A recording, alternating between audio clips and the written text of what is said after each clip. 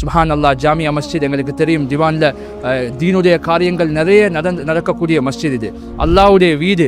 சுப்ஹான் அல்லாஹ். ஸல்லல்லாஹு அலைஹி வஸல்லம் சொன்னாங்க, மன் பனா லில்லாஹி மஸ்ஜிதன் வபன அல்லாஹு லஹு பைத்தன் ஃபில் ஜன்னா.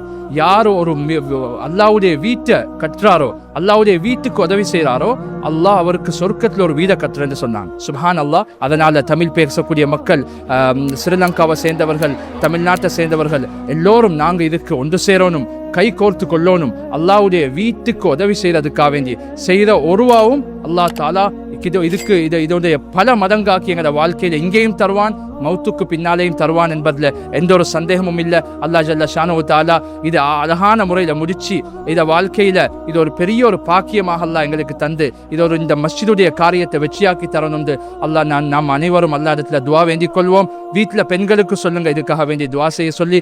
வாஹிர தவானா அனில் ஹம்துலில்லாஹி ரப்பில் ஆலமீன்.